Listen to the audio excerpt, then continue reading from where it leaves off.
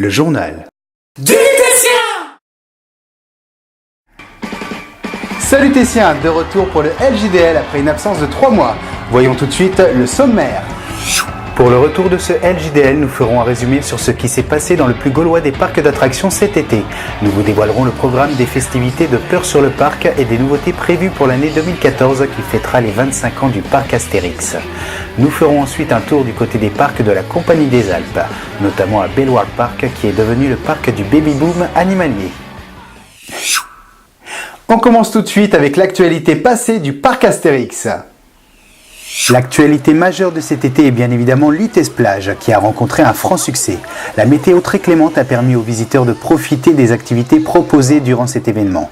La fréquentation du parc a par ailleurs été plutôt élevée. Du côté de la rue de Paris, un atelier pour enfants ainsi que des nouveaux artisans se sont installés. Des bijoux et des habits d'époque y sont proposés. En Égypte, un nouveau kiosque a été construit, tout en délices. Rien de très égyptien n'est en vente malheureusement. Phénomènes étranges, personnages macabres ou encore momies seront au rendez-vous lors de l'événement Peur sur le Parc. Regardez. Du 19 octobre au 3 novembre, la peur fait trembler le parc Astérix. Garderez-vous votre sang-froid ? Au programme, deux nouveautés majeures. Un nouveau film 3D sur le thème de Frankenstein, mais surtout une nouvelle maison hantée, la colère d'Anubis. Décembre 1930. L'hiver est clément. Le cargo Sirius est au port du Havre. Ses cales sont remplies d'antiquités égyptiennes et d'objets mystérieux.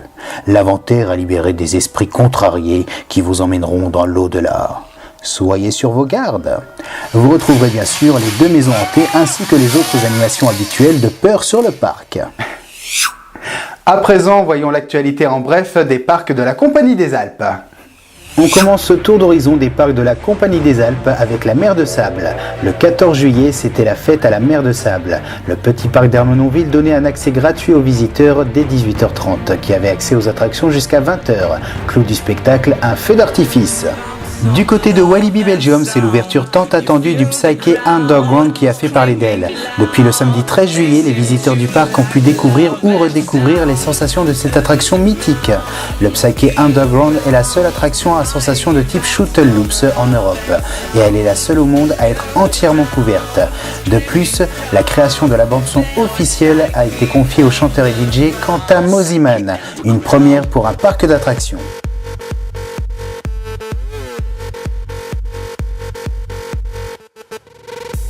Après la mise en place du Wi-Fi gratuit, le parc familial Bellewaerde à Ypres annonce le lancement de son application smartphone en téléchargement gratuit.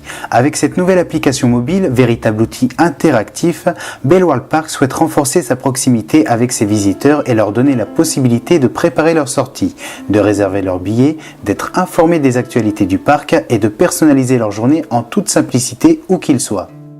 Côté naissance, la saison 2013 est très radieuse pour Bellewaerde Park. Le 4 avril, un lémur fauve est né, c'est une espèce en voie de disparition et assez rare dans les eaux européens.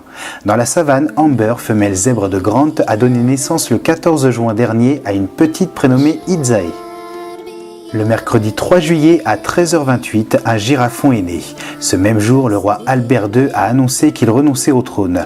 Il semblait donc très approprié à Bellewaerde Park de donner le nom de Albert au girafon, le plus jeune animal de la savane. Par ailleurs, une demande a été envoyée au Palais Royal proposant à Albert II d'être le parrain du girafon. Le 9 juillet, un petit bison européen est né.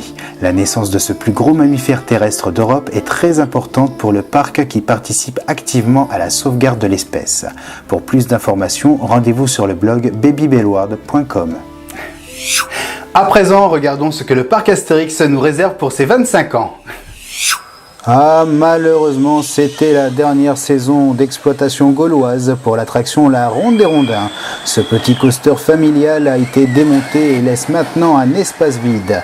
Le trop fort coût d'entretien semble être la cause de cette séparation.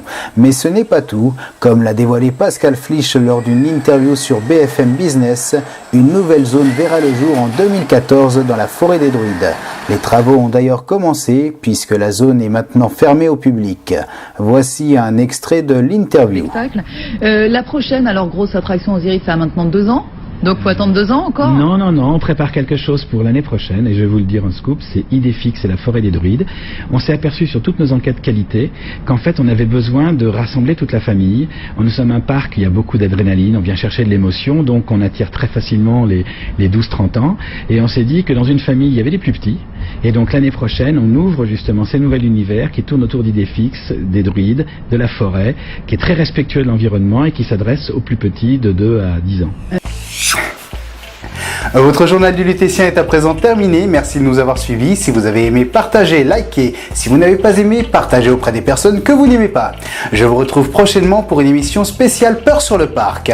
À bientôt pour le LJDL.